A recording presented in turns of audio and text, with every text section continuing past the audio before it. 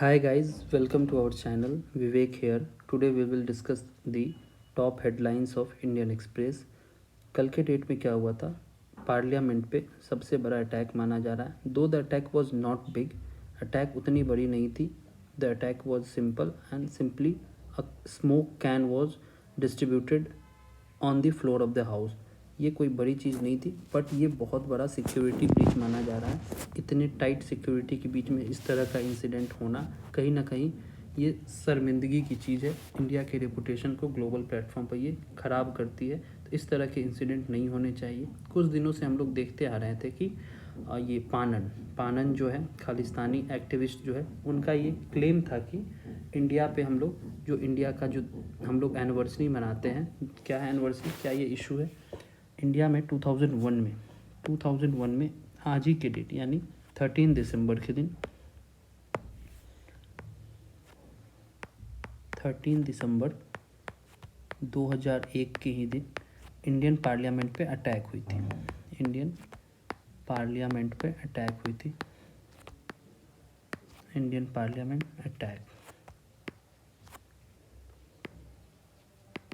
Attack हुई थी. उसमें जो अफजल गुरु थे, he was the master mind behind that. Afzal Guru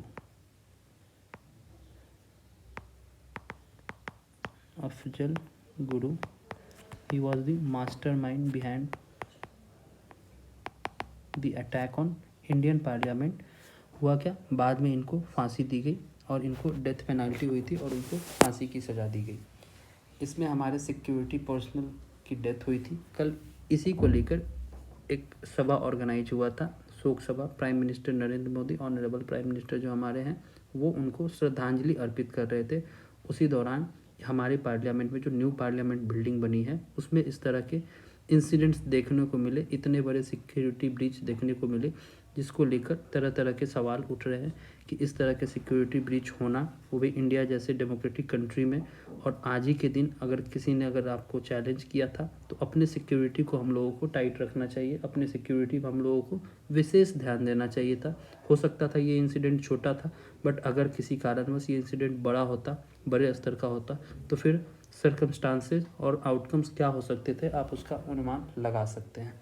तो ये न्यूज़ में था. 13 दिसंबर एनिवर्सरी किस चीज़ की ये बोल रहे हैं हम लोग, 2001 में जो इंडियन पार्लियामेंट पे अटैक हुई थी उसको लेकर.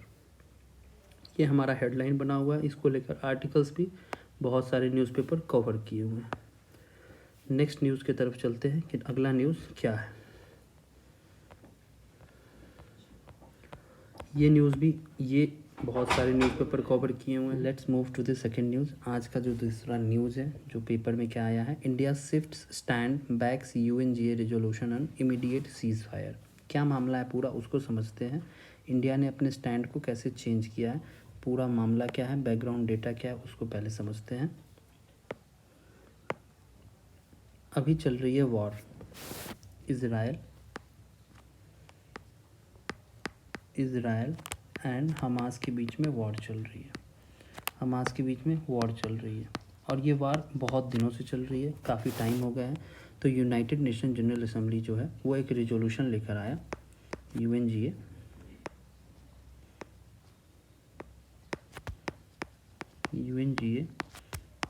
रिजोल्यूशन लेकर आई है क्या, कि अब वॉर ख़त्म होना चाहिए और क्या होना चाहिए, सीज़ फायर होना चाहिए. सीज़ फायर मतलब अब वॉर ख़त्म हो जाना चाहिए. ठीक है, वॉर को अब इसी समय इजराइल को रोक देना चाहिए था. बहुत ही डिस्ट्रक्शन हो चुके हैं और काफ़ी लोगों की जानें जा चुकी हैं. तो इसको लेकर resolution United nation general assembly में आया. इंडिया हमेशा क्या करता आया है, क्यों ये बोल रहे हैं स्टैंड शिफ्ट की बात क्यों कर रहे हैं, इंडिया हमेशा क्या करता है, इजराइल को लेकर अगर कोई resolution United nation general assembly में अगर पारित होती है, तो इंडिया हमेशा इजराइल के फेवर में वोट करता है. But this time India has change it's stand, India has change it's way and it's supporting the seize fire resolution. कहना ये है कि अब इजराइल को सीज़ फायर घोषित कर देना चाहिए और इस तरह की चीज़ें अब ख़त्म होनी चाहिए. और हमास का जो कंट्रोल एरिया है गाजा पट्टी में अब शांति बनाई रखनी चाहिए. ये इंडिया का सपोर्ट है ये रिजोल्यूशन को लेकर. एक चीज़ और जानते हैं, इसमें क्या जानना है कि इज़राइल और पैलेस्टीन को लेकर इंडिया हमेशा एक फॉरेन पॉलिसी में एक टर्म आता है डी पॉलिसी। इज़राइल और पैलेस्टीन को लेकर अगर क्वेश्चन आता है फ्यूचर में मेंस में, तो ये चीज़ आप वहाँ पर डिस्कस कर सकते हैं कि इंडिया इज़राइल के साथ और पैलेस्टीन के साथ सेपरेटली डील करता है। इज़राइल के साथ जब इंडिया डील करता है तो नेशनल इंटरेस्ट के मुद्दों को टॉप पे रखता है, और पैलेस्टीन के साथ डील करता है तो उसमें भी नेशनल इंटरेस्ट के मुद्दे को टॉप पे रखता है। बट दोनों के साथ कभी भी एक साथ डील नहीं होती है, और दोनों से जब डील हमारा होता है तो किसी भी मुद्दा को हम लोग कॉमन जो हो वो बीच में नहीं लेके आते हैं, इससे कोई प्रॉब्लम नहीं होता है। तो ये है, इंडिया ने अपने स्टैंड को शिफ्ट किया है, इसको लेकर ये न्यूज़ है। नेक्स्ट न्यूज़ पे चलते हैं। नेक्स्ट न्यूज़ हमारा है ये कल का ये फ़ोटो है जब ऑनरेबल प्राइम मिनिस्टर श्रद्धांजलि अर्पित कर रहे थे जो हमारे सैनिक मारे गए थे, किसमें 13 दिसंबर 2001 में जो पार्लियामेंट पे अटैक हुआ था, उसको लेकर ये पिक्चर आई थी इंडियन एक्सप्रेस में, वो यहाँ पे मैंने इंसर्ट किया है। नेक्स्ट न्यूज़ क्या है हमारा? नेक्स्ट न्यूज़ है Vishnudeo Sai takes oath as Chhattisgarh CM with 2 डिप्यूटीज।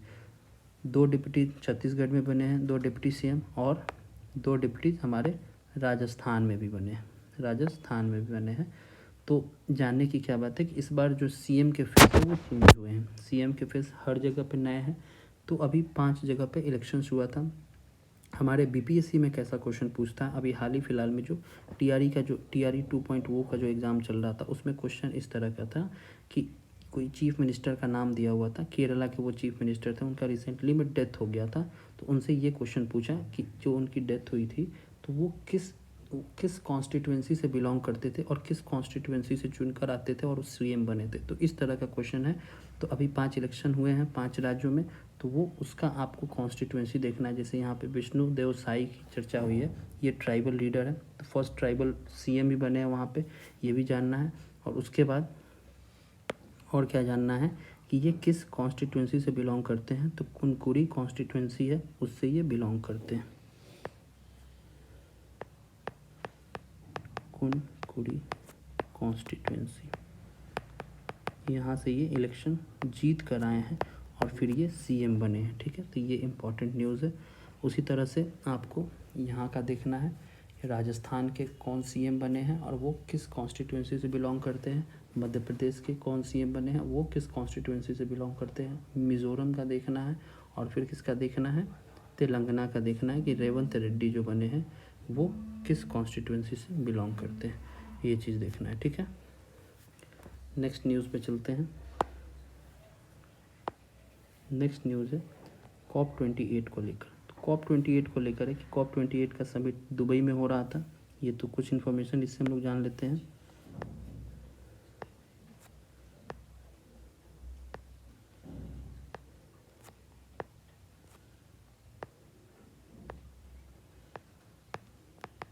COP28 Dubai UAE में है, यहाँ पे ये समिट हो रहा था। इस समिट के प्रेसिडेंट कभी कभी पूछ देता है कि प्रेसिडेंट कौन है, सुल्तान अल जाबेर है। और तीसरा क्या है, कभी कभी ये टारगेट की बात आती है, 1 पॉइंट टारगेट जो फिक्स हम लोग किए थे, कहाँ पे किए थे, पेरिस डील में, पेरिस क्लाइमेट पैक्ट। इसमें हम लोग 1.5 डिग्री अर्थ का टेम्परेचर रखने का टारगेट रखा था कि 2030 तक हम लोग इस टारगेट को ब्रीच नहीं करेंगे, इससे ज़्यादा अर्थ का एवरेज टेम्परेचर इंक्रीज नहीं होने देंगे, जो कि कहीं ना कहीं असंभव दिख रहा है। क्योंकि हाल ही फिलहाल में वर्ल्ड मेट्रोलॉजिकल ऑर्गेनाइजेशन या फिर वर्ल्ड मेट्रोलॉजिकल डिपार्टमेंट WMD ने क्या अनाउंस किया है, 2023 को हॉटेस्ट ईयर अनाउंस किया है। तो in temperature last hottest year 2016 में था, 2016 में था, और अभी 2023 को हॉटेस्ट ईयर अनाउंस किया है।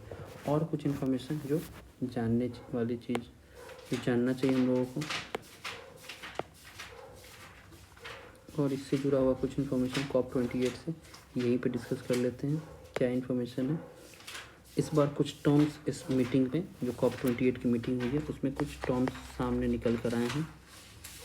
क्या हुआ है, मेजर अचीवमेंट इस बार का अगर देखें तो ये है लॉस एंड डैमेज फंड। ये इसका चर्चा पिछले साल जब इजिप्ट में ये समिट हुआ था वहीं से इसका चर्चा होना शुरू हो गया था, बट ये फंड की जो बात थी, इसका जो चर्चा चल रहा था वो ऑपरेशनल नहीं हुआ था। तो इस साल ये फंड जो है लॉस एंड डैमेज फंड ये ऑपरेशनल हो गया है।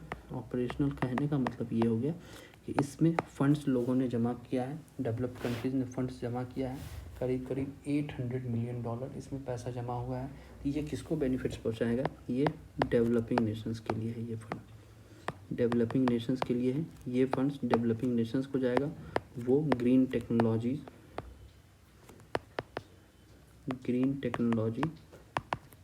और अपने यहाँ क्लाइमेट चेंज के इफ़ेक्ट से कॉप अप करेंगे इस फंड के माध्यम से।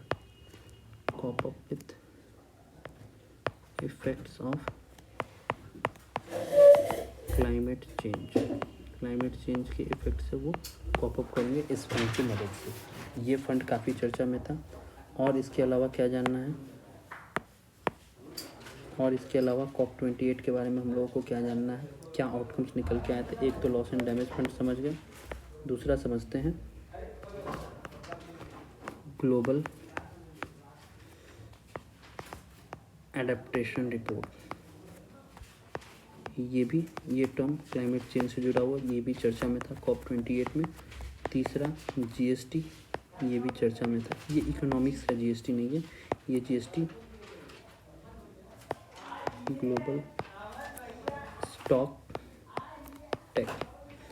आपने पेरिस समिट में हम लोगों ने कह दिया था कि आप क्लाइमेट चेंज के लिए, अर्थ टेम्परेचर को कम करने के लिए, फॉसिल फ्यूल के कम करने के लिए, उनके कंट्रीब्यूशन को कम करने के लिए आप अभी तक क्या कुछ किए हैं, वो आपका उसका असेसमेंट करना है। और फ्यूचर में आप उसके लिए क्या करेंगे, उसका आपको डेटा लेकर एक जगह लिखना, उसको ग्लोबल स्टॉक टेक कहते हैं। ठीक है, तो ये सब टर्म न्यूज़ में था, COP28 से जुड़ा हुआ है, ये चर्चा में था, एग्जामिनेशन में आपको कहीं ना कहीं देखने को मिलेंगे।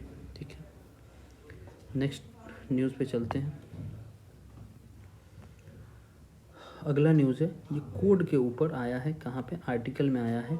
जो हमारा 3 कोड है, एक सेकेंड, जो हमारा 3 कोड है, एक तो हमारा IPC इंडियन पेनल कोड, एक हमारा CRPC और एक हमारा है इंडियन एविडेंस। इसके नाम को हम लोग चेंज करेंगे, ये अभी बिल के फॉर्म में है, अभी एक्ट नहीं बना है। तो IPC का नाम हम लोग बदल के क्या कर रहे हैं, भारतीय न्याय संहिता। और CRPC का क्या कर रहे हैं, भारतीय न्याय संहिता, एक सेकेंड, और भारतीय नागरिक सुरक्षा संहिता, ये CRPC का है। और भारतीय साक्ष्य बिल, ये किसका नाम है, इंडियन एविडेंस का नाम है। इस बिल में और क्या इंपॉर्टेंट है इस आर्टिकल में, कि इस आर्टिकल में कुछ नए चेंजेज हुए हैं। The bill for the first time bring terrorism, corruption और ऑर्गेनाइज्ड क्राइम को लेकर ऑर्डिनरी लेजिस्लेशन इस बिल के थ्रू यहाँ पे चर्चा की गई है। और क्या किया गया है इसमें, हैंडकफ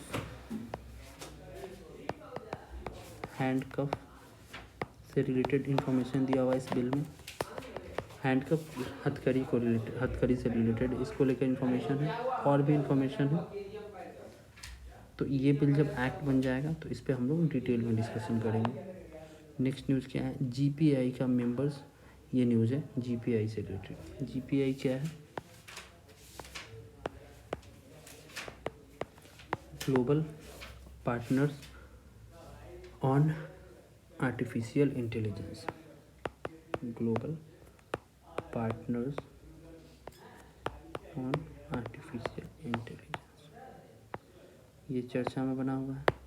कैसे इम्पोर्टेंट है, तो इसका जो चेयरमैनशिप है, India got the chairmanship of 2024, तो इस वजह से चर्चा में। और एनुअल समिट इसका न्यू दिल्ली के भारत मंडपम में हो रहा है। न्यू दिल्ली में भारत मंडपम में इसका समिट अभी ऑर्गेनाइज हो रहा है। तो ये काफ़ी चर्चा में बना हुआ है, एग्ज़ाम में पीटी और मेंस दोनों में आ सकते हैं। तो 2-3 फैक्ट याद रखना है पीटी के लिए। इंडिया इसका फाउंडिंग मेंबर है, India is a founding member है। कब बना था? 2020 में बना था। करेंटली इसमें 29 मेंबर्स है, कहीं कहीं 26 दिखाएगा, कंफ्यूज नहीं होना है। करेंटली इसमें 29 मेंबर्स हैं। ये इन्फॉर्मेशन आप पीटी में यूज़ कर सकते हैं। मेंस के लिए क्या यूज़ कर सकते हैं, इसका ऑब्जेक्टिव क्या हो सकता है, तो नाम में ही ऑब्जेक्टिव छुपा हुआ है, global partners on artificial intelligence. Artificial intelligence के अभी कितने सारे चैलेंजेस आपको देखने को मिल रहे हैं। Deep fakes, recently Rashmika Mandanna south actress was become दी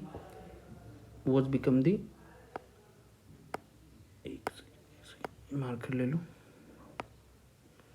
तो उसके शिकार रश्मिका मंदाना हुई थी हाल ही फिलहाल में डीप फेक्स को लेकर, उनके इमेज को मॉर्फ कर दिया गया था। तो डीप फेक्स के चैलेंजेस को लेकर हम लोग यहाँ पे उसको लेकर कोई एक ग्लोबल रेगुलेशन लाने की बात कर रहे हैं इस प्लेटफॉर्म में।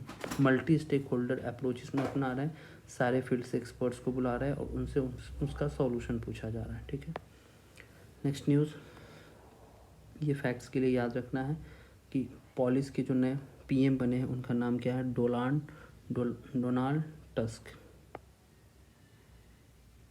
नेक्स्ट न्यूज़, एंड्री ब्रॉकर, ये हॉलीवुड एक्टर है, ये होमिसाइड, ब्रुकलिन 99, ये इनके शोज़ हैं। ये कॉमेडियन भी हैं, कॉमेडी शो भी करते हैं और जनरली इनकी मैक्सिमम मूवी जो थी वो चेजिंग पे बेस्ड थे, थिप और पुलिस के ऊपर। तो ये इनकी मृत्यु हो गई है 61 ईयर्स की एज में, तो इसकी वजह से ये न्यूज़ में है। एक चीज़ आपसे क्या पूछ सकता है, यहाँ पे वो इन्होंने एक मूवी में काम किया था, उसका नाम है ग्लोरी मूवी। ये ऑस्कर विनिंग मूवी है 1989 में। ये मूवी किस पे है, black soldiers fighting for the union during civil American war. तो इसको लेकर आपसे क्वेश्चन फ्रेम किया जा सकता है। ये किस पर्सन के बारे में हम लोग बात कर रहे हैं, तो ये हम लोग बात कर रहे हैं एंड्री ब्रॉगर के बारे में, एंड्री ब्रॉगर के बारे में चर्चा कर रहे हैं। और एक बात और कहा जाता है कि ये शेक्सपियरियन रोल को भी इन्होंने अपने किरदार में निभाया है, रोमांटिक रोल्स को भी इन्होंने निभाया है। तो ये इनकी हाल फिलहाल में मृत्यु हो गई है, इस वजह से ये चर्चा में आ गए।